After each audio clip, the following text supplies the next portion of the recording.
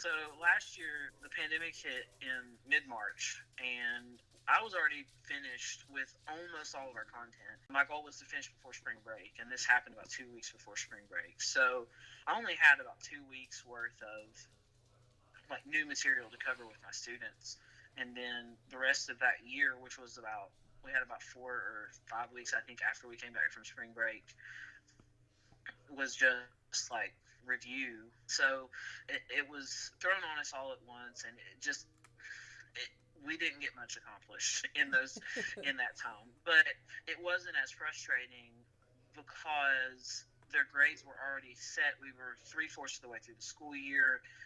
I didn't feel the pressure to like cover a lot of stuff because we'd already done the meat of our stuff, and what we had left was fun stuff. It was probability, which is we get to do lots of experiments, and we didn't get to do that stuff, which is sad, but like it's pretty easy compared to the other content.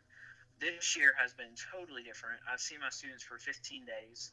I've been on maternity leave for 6 weeks now, so they've gone back to school full time, but I haven't. So I mean, I don't know my students this year.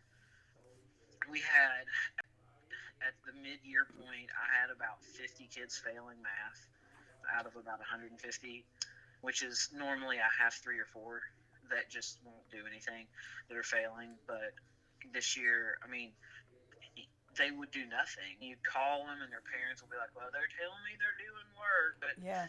that it is just so frustrating, especially with younger kids. I teach middle school, so I teach 7th grade. They're 12 and 13 years old.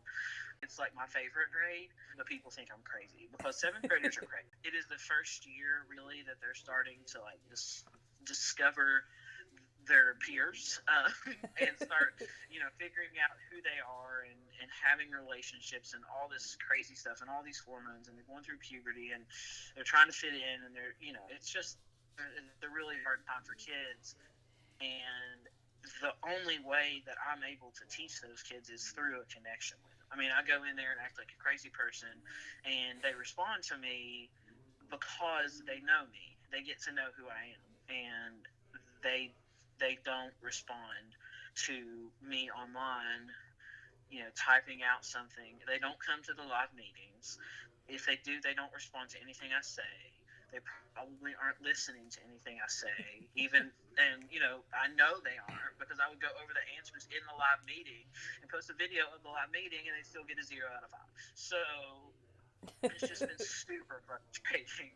Some teachers have tried to, on social media, have tried to be like, "Oh, I've learned so much, and I've got so much new stuff to taking next year." And I'm going to be totally honest, I don't. I've been frustrated every day, and I don't feel like that I've been effective this year at all, and that's really hard for me.